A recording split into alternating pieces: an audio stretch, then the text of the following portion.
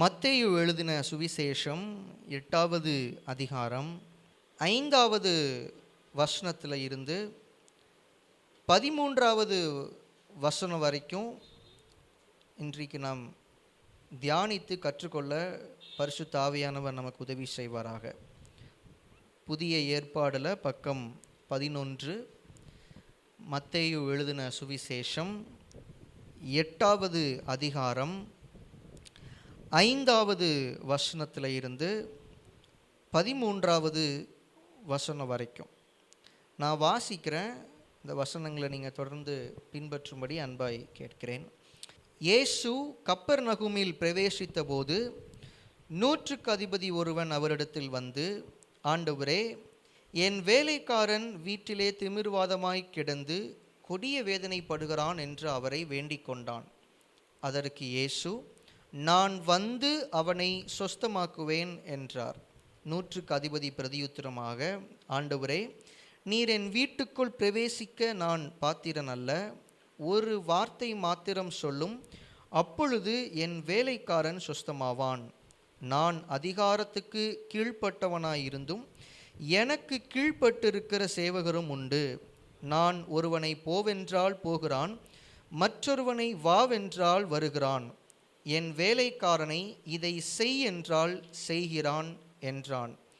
இயேசு இதை கேட்டு ஆச்சரியப்பட்டு தமக்கு பின் செல்லுகிறவர்களை நோக்கி, இஸ்ரவேலருக்குள்ளும் நான் இப்படிப்பட்ட விசுவாசத்தை காணவில்லை என்று மெய்யாகவே உங்களுக்கு சொல்லுகிறேன். அநேகர் கிழக்கிலும் மேற்கிலும் இருந்து வந்து பரலோக ராஜ்யத்தில் ஆபிரகாம், ஈசாக்கு, யாக்கோபு என்பவர்களோடே பந்தியிருப்பார்கள். ராஜ்யத்தின் புத்திரரோ புறம்பான இருளிலே தள்ளப்படுவார்கள். அங்கே அழுகையும் பற்கடிப்பும் உண்டாயிருக்கும் என்று உங்களுக்கு சொல்லுகிறேன் என்றார். பின்பு இயேசு 100க்கு அதிபதியை நோக்கி, நீ போகலாம், நீ விசுவாசித்தபடியே உனக்கு ஆக கடவது என்றார். அந்த நாளிகையிலே அவன் வேலைக்காரன் சொஸ்தமானான். நம்ம எல்லாருக்குமே நல்ல தெரிந்த ஒரு வேத பகுதி. நானே கூட ஓரிரு தடவை இந்த சம்பவத்திலேருந்து பிரசங்கம் பண்ணியிருக்கிறேன். இன்றைக்கி இந்த வேத பகுதியிலேருந்து வேற ஒரு கோணத்தில் ஆவியானவர் நமக்கு கற்றுக் கொடுக்க போகிறார். இந்த வேத பகுதியில் நம்ம இப்போது வாசித்தோம். கப்பர்நகூமில் இயேசு பிரவேசிக்கிற பொழுது 100க்கு அதிபதி இயேசுவினிடத்தில் ஒரு வேண்டுதலோடு கூட வரார். 100க்கு அதிபதி அப்படின்னா இராணுவத்தில் 100 பேருக்கு அதிபதியாக இருக்கிறவர்னு அர்த்தம். இப்போ இவருக்கு கீழே 100 சோல்ஜர்ஸ் இருக்கிறாங்க. 100 பேரை வழி நடத்துகிற ஒரு தளபதி தான் இந்த 100க்கு அதிபதி. இந்த 100க்கு அதிபதி ஒரு யூதன் கிடையாது, இஸ்ரவேலன் கிடையாது, அவர் ஒரு புறஜாதி. ஆனாலும் அவர் இயேசுவை குறித்து கேள்விப்பட்டிருக்கிறார். இயேசுவின் மேலே அவருக்கு ஒரு விசுவாசம். அவருடைய வீட்டில் அவருக்கு ரொம்ப பிரியமாக இருந்த அவருடைய வேலைக்காரன் திமிர்வாதமாக அவர் இருக்கிறார். ஸோ அவருடைய சுகத்திற்காக இயேசுவின் இடத்துல ஒரு வேண்டுதலோடு கூட 100க்கு அதிபதி வரார். 100க்கு அதிபதி வந்து அவர் என்ன கேட்குறாரு? 6வது வசனத்தில் பாருங்கள், ஆண்டவரே, என் வேலைக்காரன் வீட்டிலே திமிர்வாதமாய் கிடந்து கொடிய வேதனைப்படுகிறான் என்று அவரை வேண்டிக் கொண்டான். வேண்டிக் கொண்டான்னு என்ன அர்த்தம்? கேட்குறான்னு அர்த்தம். கெஞ்சி கேட்குறது. இயேசுவின் இடத்துல ஒன்று வேணும்னு சொல்லி கெஞ்சி கேட்குறத நம்ம மொழியில் எப்படி சொல்லலாம்? ரொம்ப யோசிக்கிறீங்களா? உன்னை என்ன கேட்குறேன்னு கேள்வியே புரியலையா? ஆண்டவரிடத்துல இது வேணும் அப்படின்னு சொல்லி நம்ம கேட்கறதுக்கு பேர் என்ன? சிம்பிள், ஜெபம்.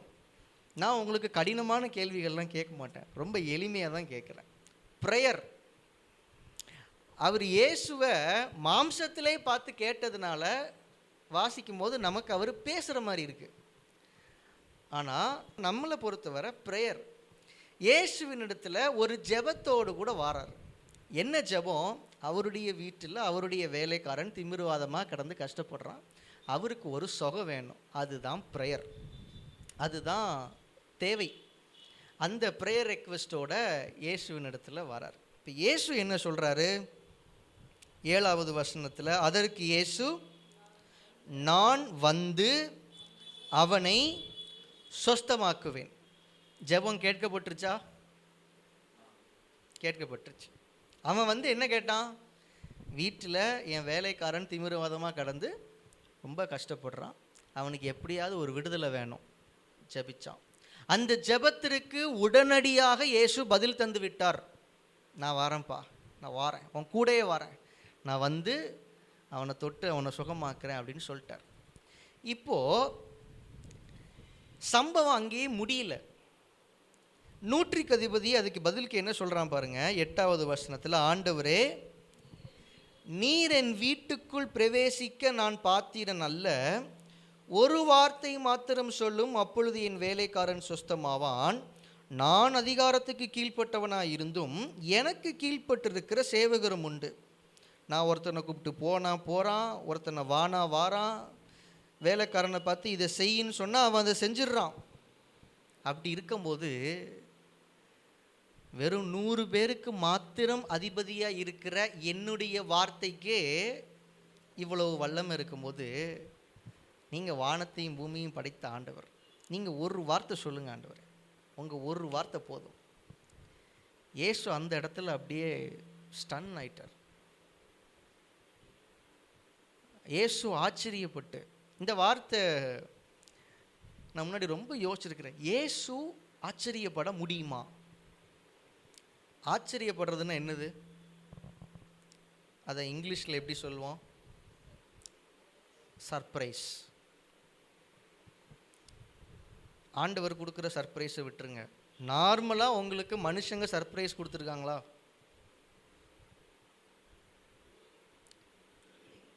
என்ன இப்படி யோசிக்கிறீங்க?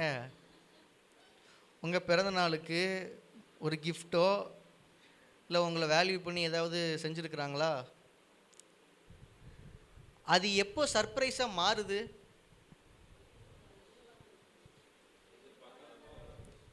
நீங்கள் எதிர்பார்க்காத ஒன்றை எதிர்பார்க்காத நேரத்தில் ஒருத்தங்க செஞ்சாங்கன்னா அதுக்கு பேர் என்னது? மனுஷங்க நம்ம ஈஸியாக சர்ப்ரைஸ் ஆகும். ஏன் அப்படின்னா, நம்ம மனுஷங்க ஒரு லெவலை தாண்டி நம்மளால் பார்க்க முடியாது, என்ன நடக்குதுன்னு நமக்கு தெரியாது. ஆனால் இயேசு அப்படியா? அவருக்கு பாஸ்ட் டென்ஸ் தெரியும், அவருக்கு ப்ரெசன்ட் டென்ஸ் தெரியும், அவருக்கு ஃப்யூச்சர் டென்ஸ் தெரியும். எல்லாமே தெரிஞ்ச ஒருத்தரை சர்ப்ரைஸ் பண்ணியிருக்கிறார் ஒருத்தரிங்க. நான் யோசிச்சு பார்ப்பேன், நூற்றுக்கு அதிபதி அடுத்து இந்த வார்த்தையை தான் சொல்ல போகிறான்னு இயேசுவுக்கு முன்னாடி தெரியாமல் இருந்திருக்குமா? ஆனால் பாருங்க, இந்த ஆட் சிச்சுவேஷன்ஸ்லாம் தாண்டி நூற்றுக்கு அதிபதி இயேசுக்கிட்டேயே ஸ்கோர் பண்ணுறான் அப்படின்னா, இயேசு நூற்றுக்கு அதிபதி கிட்ட பார்த்த விஷயம் சாதாரண விஷயம் இல்லைன்னு அர்த்தம். புரியுதா உங்களுக்கு? சாதாரணமாக பார்க்கக்கூடிய ஒரு விஷயத்தை நூற்றுக்கு அதிபதி கிட்ட பார்த்துருந்தா இயேசு அந்த வார்த்தையை அந்த இடத்துல பயன்படுத்தி இருக்க வேண்டிய அவசியம் இல்லை. அவர் சொல்கிறார், நானே ஆச்சரியப்படுறேன், இப்படி ஒரு ஃபெய்த்தா. திரும்பி பார்த்து சீஷர்கள்கிட்ட சொல்கிறார், இஸ்ரவேலருக்குள்ளும் நான் இப்படிப்பட்ட ஒரு விசுவாசத்தை பார்க்கவில்லை. அப்படின்னா என்ன அர்த்தம்? நீங்களும் தான் இருக்கீங்களே அப்படின்னு. இஸ்ரவேலர்னா யார்? யூதர்கள், இவங்க தான். நீங்கள் கூட என் மேலே எவ்வளோ விசுவாசம் வச்சது இல்லையே, எங்கே பாரியா, ஒரு புறஜாதியான் எவ்வளோ விசுவாசமாக இருக்கிறான் என் மேலே அப்படி. இந்த தியானத்தை அடுத்த கட்டத்துக்கு கொண்டு போகிறதுக்கு முன்னாடி நான் உங்ககிட்ட ஒரு கேள்வி கேட்க போகிறேன். ஆண்டவர் மேலே விசுவாசமே இல்லாத ஒருத்தர் ஆண்டவர்கிட்ட ஒரு வேண்டுதலோடு கூட வருவாரா? உங்கள் குடும்பத்தில், உங்கள் தனிப்பட்ட வாழ்க்கையில் இருக்கிற சில தேவைகளை நீங்கள் ஆண்டவரிடத்தில் சொல்லி ஜெபிக்கிறீங்க. நீங்கள் ஏன் ஜெபிக்கிறீங்க அப்படின்னு கேட்டால், உங்களுக்கு ஆண்டவர் மேலே விசுவாசம் இருக்கு. அவர்கிட்ட நான் ஒன்று கேட்டால் எனக்கு அவர் செய்வார். என்னை நேசிக்கிற தகப்பன் அவர். எனக்கு ஒரு குறை இருக்கும்போது, எனக்கு ஒரு தேவை இருக்கும்போது என் அப்பா பார்த்துட்டு சும்மா இருக்க மாட்டார். நான் ஜெபத்தில் போய் நான் அவருக்கு தெரியப்படுத்தும் போது என்னுடைய காரியங்களை கர்த்தர் வாய்க்க பண்ணுவாருன்னு ஒரு விசுவாசம் உங்களுக்குள்ளே இருக்கிறதுனால நீங்கள் போய் ஜெபிக்கிறீங்க. விசுவாசம் இல்லாத ஒருத்தர் ஜெபிக்கிறதுக்கு வாய்ப்பில்லை. அப்படின்னா 6வது வசனத்தில் நம்ம வாசிச்சோம்ல, ஆண்டவரே என் வேலைக்காரன் வீட்டிலே திமிர்வாதமாய் கிடந்து கொடிய வேதனை படுகிறான் என்று அவரை வேண்டிக் கொண்டான். வந்து அவன் ஆண்டவரிடத்துல வேண்டிக் கொள்றானாலே, ப்ரேயர் பண்றானாலே, அங்கேயே அவனுக்குள்ள என்ன இருந்திருக்கு? விசுவாசம் இருந்திருக்கு. விசுவாசம் இல்லாம ஒருத்தன் ஆண்டவர்கிட்ட வரமாட்டான். ஆனா அந்த இடத்துலயே இயேசு இந்த வார்த்தைகளை சொல்லலை. ஒரு புறஜாதியான் அவன் வீட்டில் ஒருத்தருக்கு ஒரு வியாதிங்கிறப்ப என்னால் அவனை சுகப்படுத்த முடியும்னு என்னையை நம்பி என்கிட்ட வந்துட்டானே, சா அவனுடைய விசுவாசம் சூப்பராக இருக்குல்ல, பேதுரு என்னப்பா சொல்கிற அப்படின்னு கேட்கல. அந்த இடத்துல இயேசு அந்த இடத்துல நார்மலாக ரியாக்ட் பண்ணுறாரு. அப்படியாப்பா, உன் வீட்டில் ஒரு பிரச்சனையா, உன் வேலைக்காரன் திமிர்வாதமாக கிடக்கிறானா, சரி நான் வந்து அவனை சுஸ்தமாக்குறேன்னு சொல்லி இயேசு அந்த இடத்துல நார்மலாக ரியாக்ட் பண்ணுறாரு. அடுத்த டைலாக் நூற்றுக்கு அதிபதி பேசினதுக்கு அப்புறமா தான் இயேசு கிறிஸ்து அந்த விசுவாசத்தை பிரமிச்சு பேசுகிறார். அப்படின்னா இது சாதாரண விசுவாசம் இல்லை. விசுவாசம்னா என்ன? சே சூப்பர், நம்ம பிள்ளைகள் பார்த்தீங்களா வசனத்தை அப்படி மனப்பாடமாக சொல்ல ஆரம்பிச்சாச்சு. நம்பப்படுகிறவைகளின் உறுதியும் காணப்படாதவைகளின்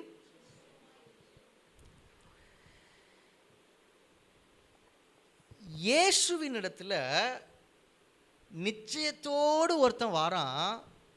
ஆனால் அந்த இடத்துல அவனுடைய ஃபெய்த்தை பார்த்து இயேசு ஆச்சரியப்படலை. நெக்ஸ்ட் ஸ்டெப்பு போகும்போது அவனுடைய விசுவாசம் இன்னும் ஆழமானதுன்னு அவன் காண்பிக்கிறான். அப்போ இயேசு ஆச்சரியப்படுறார். இயேசு சொன்ன அந்த வார்த்தைகளை பாருங்க, 10வது வசனத்தில் இயேசு இதை கேட்டு ஆச்சரியப்பட்டு தமக்கு பின் செல்லுகிறவர்களை நோக்கி என்ன சொல்றாரு? இஸ்ரவேலருக்குள்ளும் நான் இப்படிப்பட்ட விசுவாசத்தை காணவில்லை என்று மெய்யாகவே உங்களுக்கு சொல்லுகிறேன்.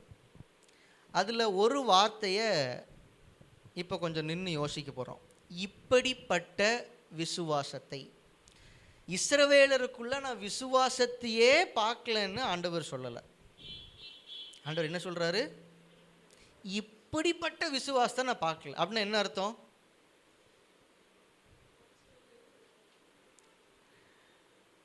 என் வாழ்க்கையில் யாருமே என் மேலே அன்பு வச்சதே இல்லை அப்படின்னு நான் ஒரு ஸ்டேட்மெண்ட் சொல்கிறேன்னா, அந்த ஸ்டேட்மெண்ட்டுக்கும் என் வாழ்க்கையில் இந்த அளவுக்கு யாரும் என் மேலே அன்பு வச்சதில்லை அப்படிங்கிற ஸ்டேட்மெண்ட்டுக்கும் வித்தியாசம் இருக்கா?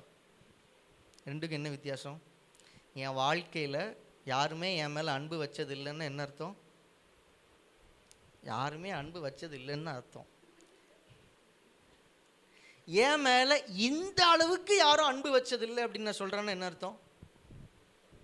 என் மேலே நிறைய பேர் அன்பு வச்சிருக்கிறாங்க. ஆனால் அந்த அன்பை விட இந்த அன்பு கொஞ்சம்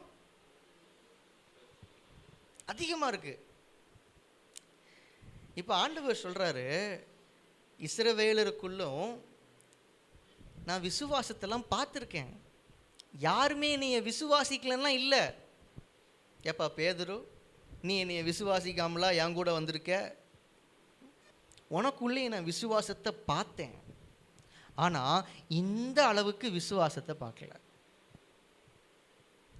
மற்ற சீஷர்கள் எல்லாரும் இயேசுவின் மேலே விசுவாசம் வச்சுருந்தாங்க.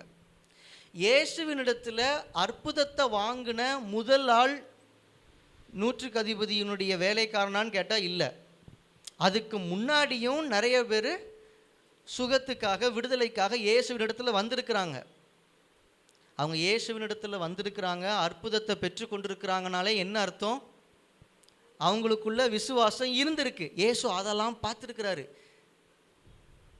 ஆனால் இயேசு சொல்கிறாரு, நான் நிறைய விசுவாசத்தை பார்த்துட்டேன், ஆனால் இவனுடைய விசுவாசம் கொஞ்சம் உயர்ந்த ரகமாக இருக்கு. உன் ஃபெய்த் வேற லெவல்யா. மற்றவங்க கிட்டேயும் நான் ஃபெய்த்து பார்த்துருக்கேன், ஆனால் இந்த அளவுக்கு பார்க்கல, இந்த அளவுக்கு பார்க்கல. இதுலேருந்து நம்ம கற்றுக்கொள்கிற ஒரு காரியம், விசுவாசத்தில் என்ன இருக்கு? அளவு இருக்கு, அளவு இருக்கு. நான் இயேசுவை விசுவாசிக்கிறேன் அப்படின்னு நான் சொல்றதுனால நான் ஒன்றும் இயேசுவை சர்ப்ரைஸ் பண்ணிட மாட்டேன், நான் ஒன்றும் இயேசுவை ஆச்சரியப்படுத்திட மாட்டேன். நான் இயேசுவை விசுவாசிக்கிறேன் தான், ஆனால் எந்த அளவில் விசுவாசிக்கிறேன்? இஸ்ரவேலருக்குள்ள அவர் பார்த்தார்ல விசுவாசம், அதுவும் விசுவாசம்தான். 100க்கு அதிபதி காமிச்சான்ல, அதுவும் விசுவாசம்தான். எல்லாருக்குள்ள பார்த்த விசுவாசத்திற்கும் 100க்கு அதிபதியினிடத்துல இயேசு பார்த்த விசுவாசத்திற்குமான வித்தியாசம் என்னங்கிறத தான் இன்னைக்கு ஆண்டவர் நமக்கு கற்றுக் கொடுக்க போகிறார். முதல்ல பாருங்க, 7வது வசனத்தில் இயேசு என்ன சொல்றாரு அவனை பார்த்து? நான் வந்து அவனை சொஸ்தமாக்குவேன். ஆனால் 100க்கு அதிபதி என்ன சொல்கிறான்? 8வது வசனத்தில் 3வது பகுதியை மட்டும் வாசிக்கிறேன். ஒரு வார்த்தை மாத்திரம் சொல்லும், அப்பொழுது என் வேலைக்காரன் சொஸ்தமாவான். இந்த 2 வசனங்களும் தான் சாதாரண விசுவாசத்திற்கும் இயேசுவையே ஆச்சரியப்படுத்தின விசுவாசத்துக்குமான வித்தியாசம். ரொம்ப எளிமையாக்கி நான் இப்படி ஒரு ஸ்டேட்மெண்ட்டில் நான் உங்களுக்கு சொல்கிறேன். நான் சொல்கிற இந்த ஸ்டேட்மெண்ட்டை நீங்கள் ஒழுங்காக ஒருவேளை கவனிக்கலைன்னா நீங்கள் தவறாக புரிந்து கொள்றதுக்கு கூட வாய்ப்பு இருக்குது. ஆனால் நல்லா கவனிங்க. சாதாரண விசுவாசத்திற்கும், அதாவது சாதாரணமாக இயேசுவினிடத்தில் எல்லாரும் காண்பித்த விசுவாசத்துக்கும் 100க்கு அதிபதி காண்பித்த விசுவாசத்திற்குமான வித்தியாசம் என்னன்னா, எல்லாரும் இயேசுவை விசுவாசிச்சாங்க, அது அவருக்கு சாதாரணமாக தெரிஞ்சுது. ஆனால் இவன் மட்டும்தான் இயேசுவினுடைய வார்த்தையையும் விசுவாசிச்சான், அது இயேசுவை ஆச்சரியப்படுத்தினது. இயேசுவை விசுவாசிக்கிறது சிம்பிள், அது பிகினர் ஸ்டேஜ் மாதிரி. ஏன்னா இயேசுவை விசுவாசிக்கும் போது தான் நம்ம ரட்சிக்கப்படவே செய்கிறோம். இயேசுவை விசுவாசிக்காத ஒருத்தர் நித்திய ஜீவனை சுதந்திரிக்க முடியுமான்னு கேட்டால், பரலோக ராஜ்யத்தை சுதந்திரிக்க முடியுமான்னு கேட்டால், நரக ஆக்கினையிலிருந்து விடுதலையாக முடியுமான்னு கேட்டால் இல்லை. இயேசுவை விசுவாசிக்கிறது தான் நீதிமான் ஆகிறதுக்கு, ரட்சிக்கப்படுறதுக்கு, நரகத்திலிருந்து தப்பிக்கிறதுக்கு ஒரே வழி. இது பேசிக் ஸ்டெப், இது ஃபஸ்ட்டு ஸ்டெப்பு. 100க்கு அதிபதி இயேசுவினிடத்தில் வந்து கேட்கும்போது அவனிடத்திலிருந்து வெளிப்பட்டது இந்த நார்மல் விசுவாசம் மாதிரி தான். எல்லாரும் இயேசுவினிடத்தில் வந்தாங்க, ஐயா எனக்கு பார்வை இல்லை, என்னை சுகப்படுத்துங்கன்னு இயேசுக்கிட்ட வந்தாங்க. அவங்களுடைய எதிர்பார்ப்பு என்ன? இயேசு அவங்க மேலே கையை வைப்பார், அவங்க கண்களில் கையை வைப்பார், காது கேட்க முடியாதவங்கன்னா காதில் கையை வைப்பார், வாய் பேச முடியாதவங்களுக்கு அவர் வாயில் கையை வைப்பார், சுகமாக்குவார், பிசாசு பிடித்தவர்களை தொட்டு அவர்களை சுகமாக்குவார். இயேசுவை ஒரு பர்சன் அவங்க விசுவாசிச்சிருந்தாங்க. அது இயேசுவை ஆச்சரியப்படுத்தவில்லை. இயேசுவின் மீது வைக்கிற விசுவாசம் இயேசுவை ஆச்சரியப்படுத்தவில்லை. ஆனால் இயேசுவினுடைய வார்த்தையின் மேலே ஒருத்தன் விசுவாசி வந்தால் அந்த விசுவாசம் இயேசுவை ஆச்சரியப்படுத்தினது. இப்போ நீங்கள் ஒருவேளை யோசிக்கலாம், இயேசுவை விசுவாசிக்கிறது, இயேசுவினுடைய வார்த்தையை விசுவாசிக்கிறது, இந்த ரெண்டும் ஒன்று தானே, இந்த ரெண்டுலேயும் அவ்வளோ பெருசாக வித்தியாசம் இருக்கா அப்படின்னு அப்படி யோசிக்கிறீங்களா யாராவது? இயேசுவை விசுவாசிப்பதும் இயேசுவினுடைய வார்த்தையை விசுவாசிப்பதும் வெவ்வேறான விசுவாசம்னா இயேசு இந்த இடத்துல காண்பிக்கிறாரு.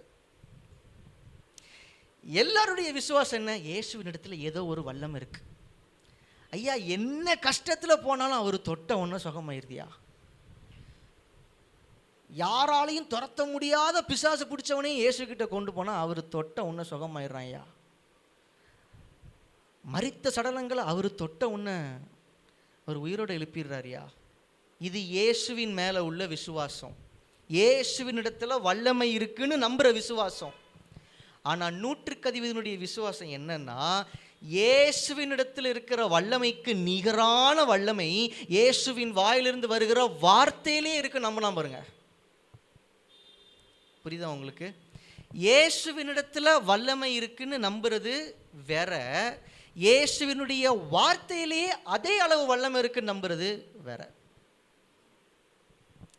இயேசுவினிடத்தில் இருக்கிற வல்லமையும் இயேசுவின் வார்த்தையில் இருக்கிற வல்லமையும் ஈக்குவல். ஆனால் இயேசுவினிடத்தில் வல்லமை இருக்கிறதுன்னு விசுவாசிக்கிறதும் இயேசுவின் வார்த்தையிலையும் அதே அளவுக்கு வல்லமை இருக்குன்னு விசுவாசிக்கிறதும் நாட் ஈக்குவல். புரியுதா உங்களுக்கு? நான் முடிஞ்ச அளவு ரொம்ப எளிமையாக்கி சொல்லியிருக்கிறேன். இயேசுவினிடத்தில் வல்லமை இருக்குன்னு விசுவாசிக்கிறத விட அதே அளவு வல்லமை அவருடைய வாயிலிருந்து புறப்படுகிற வார்த்தையிலையும் இருக்குன்னு நம்புறதுல இருக்கு. 100க்கு அதிபதி அந்த இடத்துல அவன் டிஃப்ரெண்ட்டாக நிற்கிறான். இயேசுவின் இடத்துல வல்லமை இருக்குது, அவர் வந்து தொட்டார்னா என் வேலைக்காரன் சுஸ்தமாவான், அது எனக்கு தெரியும். ஆனால் அவர் வந்து தொடர்றதும் ஒன்று தான். அவர் இருந்த இடத்துல ஒரு வார்த்தையை சொல்லிட்டா அது வந்து சொஸ்தமாக்கிறோம். அந்த வார்த்தைக்கே அதே அளவு வல்லமை இருக்குது, அதுவும் ஒன்று தான். இயேசுவையும் வார்த்தையையும் ஒன்றாக பார்த்தான் பாருங்க, ஒரே அளவு வல்லமையில் பார்த்தான் பாருங்க. அந்த வெளிப்பாடு அந்த நேரத்தில் இயேசுவோடு கூட இருந்த சீஷர்களுக்கே இல்லை.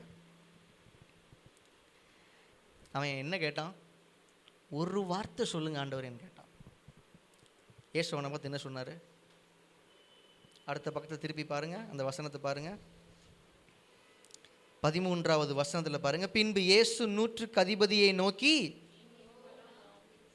நீ போகலாம், நீ விசுவாசித்தபடியே உனக்கு. வார்த்தையை வாங்கிட்டான். ஒரு வார்த்தை சொல்லுங்க, ஒரு வார்த்தை சொல்லுங்க. ஆண்டவரே, நான் ஒரு தேவையில் இருக்கேன், நான் ஒரு பிரச்சனையில் இருக்கிறேன், நான் ஒரு இக்கட்டான ஒரு பொசிஷனில் இருக்கிறேன், இதிலிருந்து எனக்கு விடுதலை வேணும் ஆண்டவரே, இதிலிருந்து எனக்கு ஒரு சுகம் வேணும் ஆண்டவரே, இதிலிருந்து எனக்கு ஒரு உயர்வு வேணும் ஆண்டவரே நம்ம வேண்டிக்கிட்டே இருக்கிறோம்னா நம்ம முதல் நிலை விசுவாசத்திலேயே இருக்கிறோம். 100க்கு அதிபதியினுடைய விசுவாசம் நமக்குள்ளே இருந்தால் நம்ம எப்படி பிஹேவ் பண்ணுவோம் தெரியுமா? ஆண்டவரே, எனக்கு ஒரு பிரச்சனை இருக்குது ஆண்டவரே, ஆனால் இப்போ என் சிச்சுவேஷனுக்கு நீங்கள் எனக்கு ஒரு வார்த்தையை கொடுங்க ஆண்டவரே, நீங்கள் என்கிட்ட பேசுங்க ஆண்டவரே, எனக்கு என்ன தேவையோ அந்த வார்த்தையை பேசுங்க ஆண்டவரே, உங்கள் வார்த்தை எனக்கு வேணும்னு வந்து நிற்கிறான் பாருங்க. அவனுடைய விசுவாசத்தின் அளவு கொஞ்சம் அதிகமாக இருக்குது. வேண்டி கொண்டவர்களுக்கெல்லாம் அற்புதம் கிடைச்சுதான்னு கேட்டால் கிடைச்சிது. ஆனால் இயேசுவினுடைய வார்த்தையிலேயே நம்பிக்கை வச்சான் பாருங்க, அவன் ஆண்டவர் மெச்சி பேசுகிறாரு. இன்னைக்கு வரைக்கும் நம்ம சேர்ந்து உட்காந்து அவன் வாழ்க்கையை பற்றி தியானிச்சுட்டு இருக்கிறோம். இது கூட இன்னொரு சம்பவத்தை நான் உங்களுக்கு கம்பேர் பண்ணி சொன்னால் உங்களுக்கு இன்னும் நல்லா புரியும்னு நினைக்கிறேன். லூக்கா எழுதின சுவிசேஷம் 8வது அதிகாரம் 22வது வசனத்தில் இருந்து 25வது வசனம் வரைக்கும் நான் வாசிக்கிறேன். புதிய ஏற்பாடில் பக்கம் 91. லூக்கா 8வது அதிகாரம் 22வது வசனத்தில் இருந்து 25வது வசனம் வரைக்கும் நான் வாசிக்கிறேன், கேளுங்க. பின்பு ஒரு நாள் அவர் தமது சீஷரோடு கூட படவில் ஏறி கடலின் அக்கறைக்கு போவோம் வாருங்கள் என்றார். அப்படியே புறப்பட்டு போனார்கள். படவு ஓடுகையில் அவர் நித்திரையாயிருந்தார். அப்பொழுது கடலிலே சுழல் காற்று உண்டானதால் அவர்கள் மோசமடையத்தக்கதாய் படவு ஜலத்தினால் நிறைந்தது. அவர்கள் அவரிடத்தில் வந்து, ஐயரே, ஐயரே, மடிந்து போகிறோம் என்று அவரை எழுப்பினார்கள். அவர் எழுந்து காற்றையும் ஜலத்தின் கொந்தளிப்பையும் அதட்டினார். உடனே அவைகள் நின்று போய் அமைதல் உண்டாயிற்று. அவர் அவர்களை நோக்கி, உங்கள் விசுவாசம் எங்கே என்றார். அவர்கள் பயந்து ஆச்சரியப்பட்டு, இவர் யாரோ, காற்றுக்கும் ஜலத்துக்கும் கட்டளையிடுகிறார், அவைகளும் இவருக்கு கீழ்ப்படுகிறதே என்று ஒருவரோடொருவர் சொல்லிக் கொண்டார்கள். இப்போ வாசிச்ச வேத பகுதியில் ஆச்சரியப்பட்டது யாரு? சீஷர்கள் இயேசுவை பார்த்து ஆச்சரியப்படுறாங்க. மத்தேயு 8 ஆச்சரியப்பட்டது யாரு? இயேசு கிறிஸ்து நூற்றுக்கு அதிபதியை பார்த்து ஆச்சரியப்படுறாரு. இங்க இயேசுவை பார்த்து சீஷர்கள் ஆச்சரியப்படுறாங்க. இந்த சம்பவமும் நமக்கு நல்லா தெரிஞ்ச ஒரு வேத சம்பவம். இயேசுவும் அவருடைய சீஷர்களும் படவில் பிரயாணம் பண்ணி போயிட்டு இருக்கும்போது திடீரென்று பயங்கரமான காற்று சுழல் அங்கே உண்டானதுனால பெரிய அலைகள் எழும்பி அவங்க போயிட்டுருக்கிற படகு தண்ணீரால் நிரம்ப ஆரம்பிச்சிருச்சு. இது ஒரு ஆபத்தான ஒரு சூழ்நிலை. அந்த நேரத்தில் சீஷர்கள் என்ன பண்ணுறாங்க? 24வது வசனத்தில் அவர்கள் அவரிடத்தில் வந்து, ஐயரே ஐயரே மடிந்து போகிறோம், ஒரு ஆபத்து வந்துருச்சு, இயேசுவே நாங்கள் செத்துட்டு இருக்கிறோம், இயேசுவே நாங்கள் கஷ்டப்பட்டுட்டு இருக்கிறோம், இயேசுவே எங்களுக்கு நெருக்கமாக இருக்கு அப்படின்னு கேட்குறாங்கன்னா அதுக்கு பேர் என்ன? அதுக்கு பேர் என்ன? ஜெபம். மத்தேயு 8 இப்போ தானே சொன்னேன், ஜெபம். அவங்க மாம்சத்தில் இயேசுவை பார்க்கறதுனால அது ஒரு கான்வர்சேஷன். ஆனால் நம்முடைய சூழ்நிலையிலிருந்து பார்க்கும்போது அது ஒரு ஜெபம். நூற்றுக்கு அதிபதிக்கு அன்னைக்கு ஒரு பிரச்சனை இருந்துச்சு, அவன் இயேசுவின் இடத்துல வந்து வேண்டிக் கொண்டான். இப்போ இயேசுவும் சீஷர்களும் சேர்ந்து படகுல போயிட்டுருக்கிறாங்க. இப்போ ஒரு பிரச்சனை வந்துருச்சு. சீஷர்கள் இயேசுவின் இடத்துல வந்து என்ன பண்ணுறாங்க? ஜெபிக்கிறாங்க. ஐயரே நாங்கள் மடிந்து போகிறோம், எங்களை ரட்சியும். மத்தேயுல இதே பகுதியில் நம்ம வாசிக்கும் போது அங்கே ரட்சியுங்கிற வார்த்தை இருக்குது. இயேசுவே எங்களை ரட்சியும் அப்படின்னு சொல்லி கூப்பிடுறாங்க, எங்களை காப்பாத்துங்கன்னு கேட்குறாங்க. இது ஒரு ஜெபம். நான் உங்ககிட்ட ஒரு கேள்வி கேட்டேன். ஒருத்தர் இயேசுவின் இடத்துல போய் தன்னுடைய பிரச்சனைக்காக ஜெபிக்கிறான்னா அவனுக்குள்ள என்ன இருக்குன்னு அர்த்தம்? விசுவாசம் இருக்குன்னு அர்த்தம். இயேசுவால் காப்பாற்ற முடியும்னு இவங்க விசுவாசத்தினால தான் இயேசுவையை எழுப்பி கூப்பிடுறாங்க. இயேசுவின் மேலே விசுவாசம் இல்லைன்னா அவங்க போய் ரட்சியும்னு அவர்கிட்ட போய் கேட்டிருக்க மாட்டாங்க. அவங்க இயேசுவின் இடத்துல ஜெபிக்கிறாங்கனாலே அவங்களுக்குள்ள என்ன இருக்குது? விசுவாசம் இருக்குது. ஆனால் இயேசு அவர்களை பார்த்து என்ன கேள்வி கேட்குறாரு? 25வது வசனத்தில் அவர் அவர்களை நோக்கி, ஆமாம், கேள்விலாம் ரெண்டாவது. அவர் முதல்ல ஆபத்திலிருந்து அவர்களை விடுதலை ஆக்கிட்டார். அதுக்கப்புறம் கேட்குறாரு, உங்கள் விசுவாசம் எங்கே? எப்படி இருந்திருக்கும்? இப்போ ஆண்டவர் உங்களை பார்த்து உங்களுக்குள்ள விசுவாசமே இல்லைன்னு சொல்கிறாருன்னு வைங்க, உங்கள் விசுவாசம் எங்கே போச்சுன்னு கேட்குறாருன்னு வைங்க, நீங்கள் ஏற்றுக்குவீங்களா? யாரை பார்த்து என்ன கேள்வி கேட்குறீங்க ஆண்டவரே?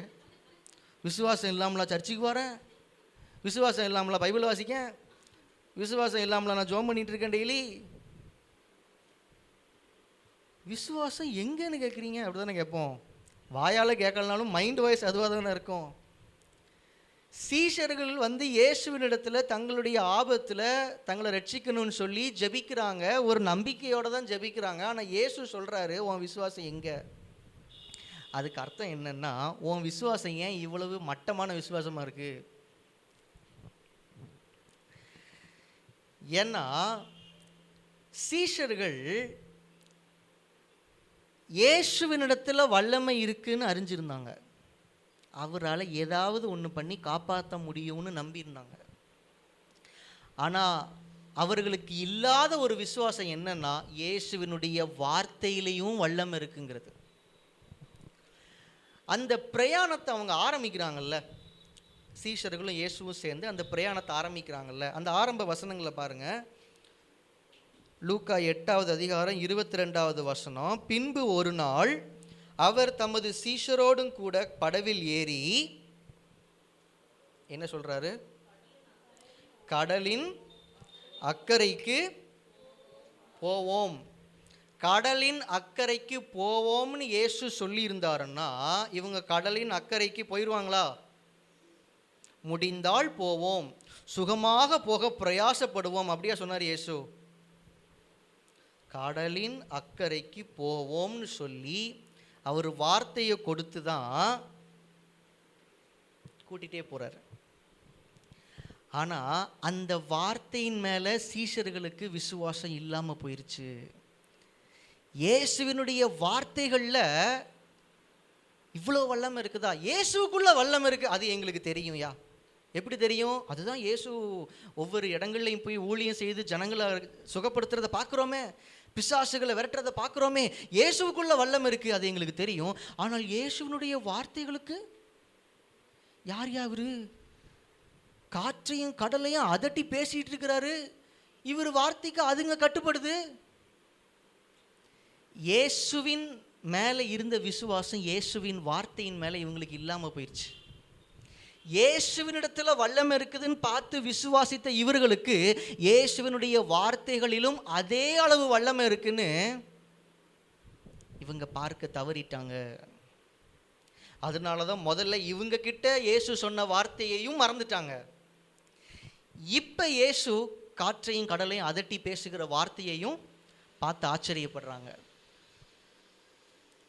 இதுதான் ஆரம்ப நிலை விசுவாசம். இந்த ஆரம்ப நிலை விசுவாசம் என்ன பண்ணுன்னா, இயேசுவின் மேலே மட்டும்தான் விசுவாசம் வைக்கும். என்ன பிரச்சனை வந்தாலும் இயேசுவின் இடத்துல போய் முழங்கால் போட்டு கதறி அழ ஆரம்பிச்சிடும். ஐயரே ஐயரே மடிந்து போகிறோம், ஐயரே இந்த ஒரு பிரச்சனை வந்துருச்சு, ஐயரே எல்லாரும் எங்களுக்கு விரோதமாக நிற்கிறாங்க. யாருமே புரிஞ்சிக்க மாட்டேங்காங்க.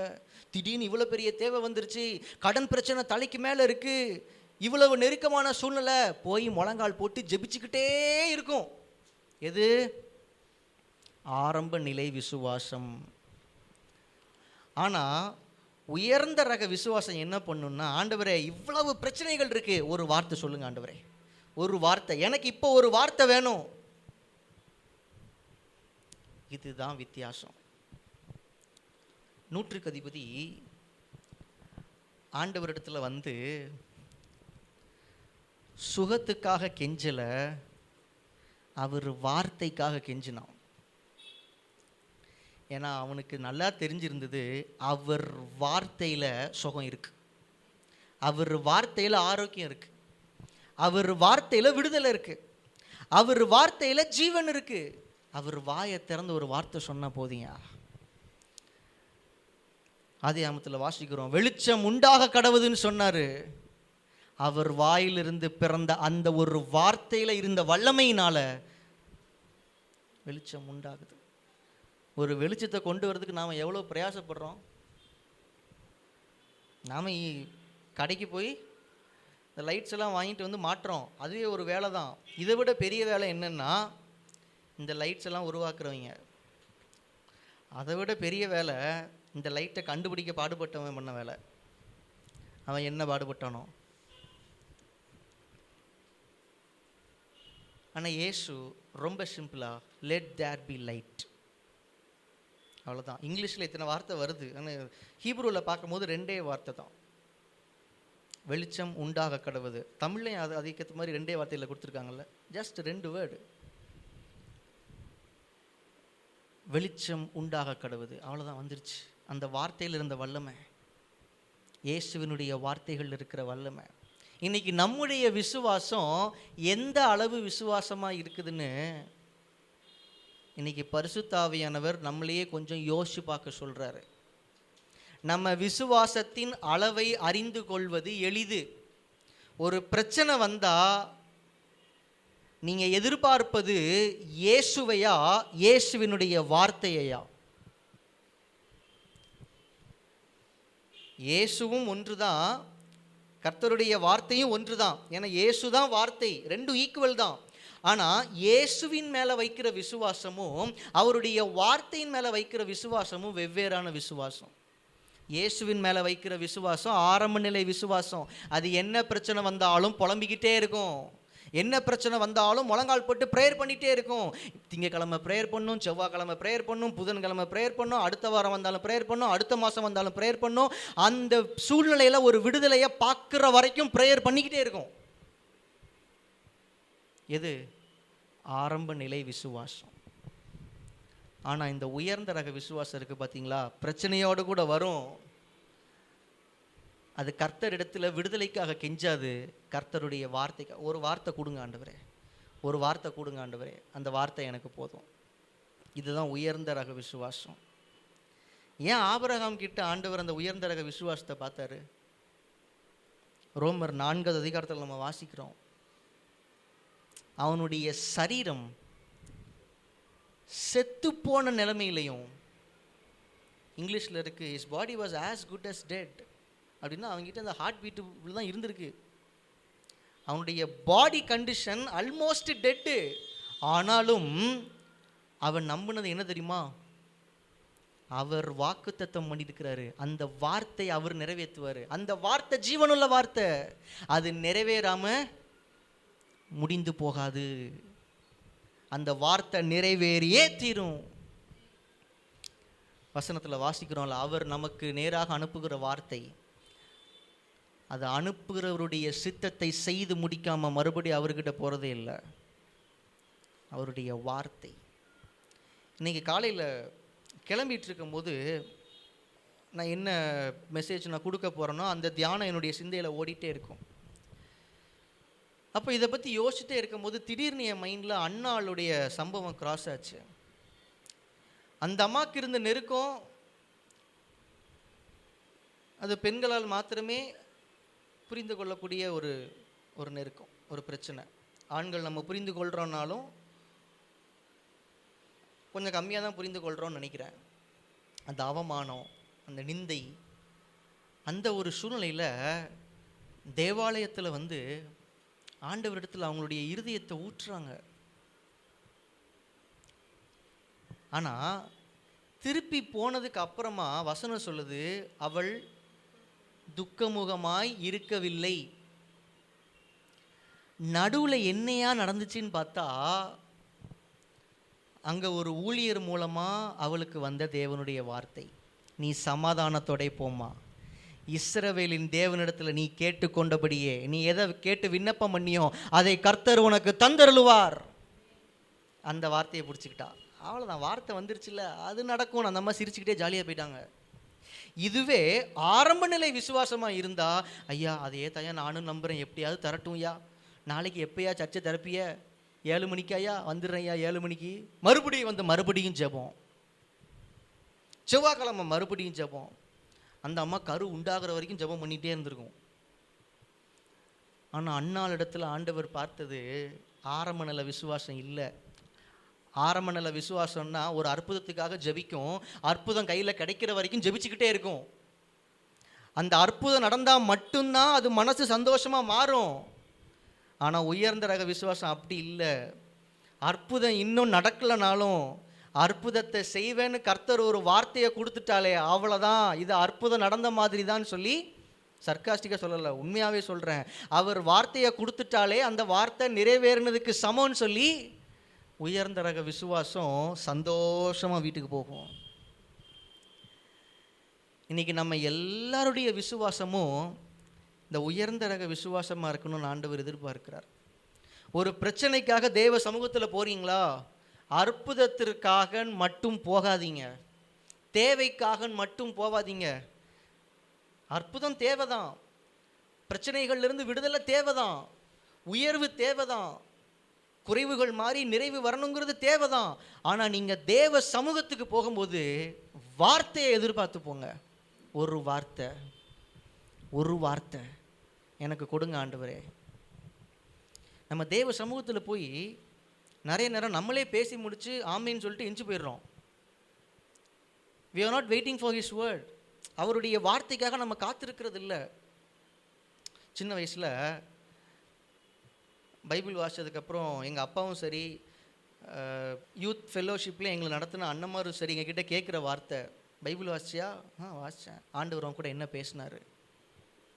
பேசலாமா செய்வார்? வாசித்தேன், அவ்வளோதான். வரிசையாக சங்கீதம் வாசிச்சிடுவேன். இன்றைக்கி 144 வாசித்தோம், நாளைக்கு 145 வாசிப்போம். அதிலிருந்து ஆண்டவர் பேசுவாரா? அவர் பேசினார்னா முத தடவை வாசிக்கும் போதே பேசியிருக்கணும்ல. நாமெலாம் உட்காந்துட்டு இருக்க முடியாது. காலம் போகிற வேகத்தில் அடுத்தடுத்து வேலைக்கு போகணும், காலேஜுக்கு போகணும், எவ்வளோ வேலை கிடக்கு.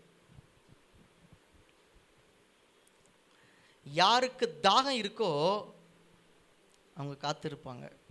இனி இதை ட்ரை பண்ணுங்களேன். நீங்கள் தேவ சமூகத்துக்கு போகும்போதெல்லாம், எனக்கு நீங்கள் இப்போ ஒரு வார்த்தையை கொடுக்குற வரைக்கும் நான் முழங்கால்லேருந்து எந்திக்க மாட்டேன் ஆண்டவரே. நான் முழங்கால் போட்டு மட்டும்தான் ஜெபிக்கணும்னு கிடையாது. இப்போ நீங்கள் உட்காந்து வேதத்தை வாசிச்சுட்டு இருக்கிறீங்கன்னா, ஆண்டவரே நீங்கள் என் கூட இன்றைக்கி ஒரு வார்த்தை பேசுகிற வரைக்கும் இப்போ நான் பைபிளை மூடி வைக்க மாட்டேன்.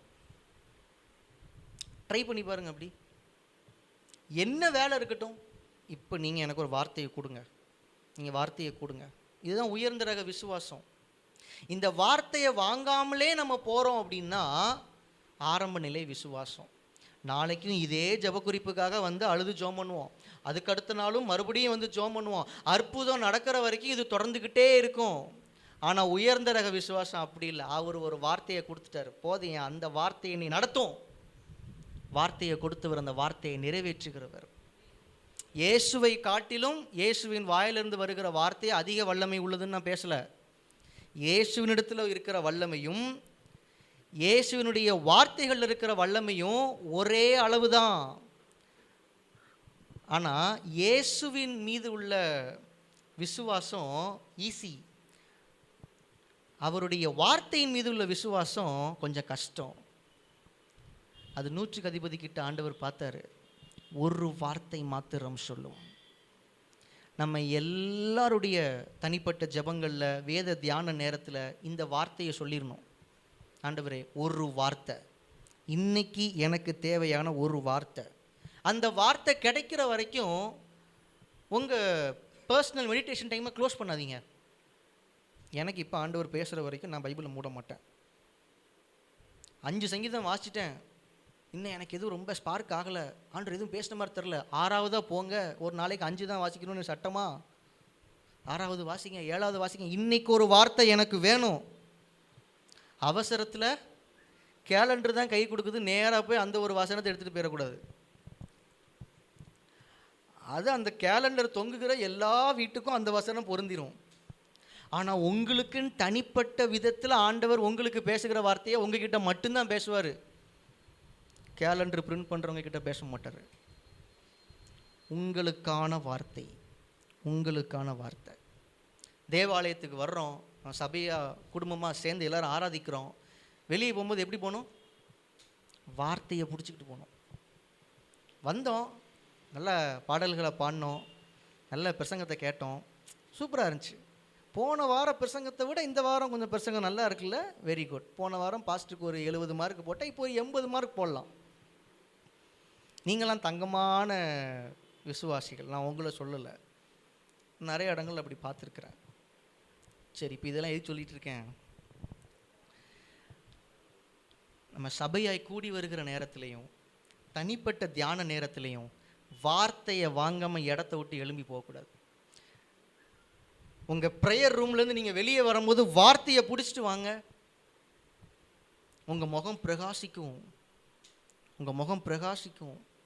சீனாய் மலையில் மோசே தேவனோடு கூட நேரம் செலவிட்டு வரும்போது அவருடைய வார்த்தைகளை கையில் தூக்கிட்டு வரான். அவனுடைய முகத்தில் இருந்த பிரகாசத்தை யாராலையும் பார்க்க முடியலையாம். யாராலையும் அவனுடைய முகத்தை பார்க்க முடியாத அளவுக்கு பிரகாசம். ஏன்னா தேவனிடத்தில் போயிட்டு வரும்போது வார்த்தையோடு வந்தான். தேவனிடத்தில் நான் போகிறேன், ஜெபிக்கிறேன், வாரேன், ஆனால் என் கையில் வார்த்தை இல்லை அப்படின்னா அது மட்டமான விசுவாசம். நம் தேவ சமூகத்திற்கு செல்லுகிற ஒவ்வொரு முறையும் வார்த்தையோடு கூட வெளியே வரணும். அவர் என்ன ஊமையா? நீங்கள் மட்டும் 1 மணி நேரமாக பேசும்போது அவர் அமைதியாக இருந்துருவாரா?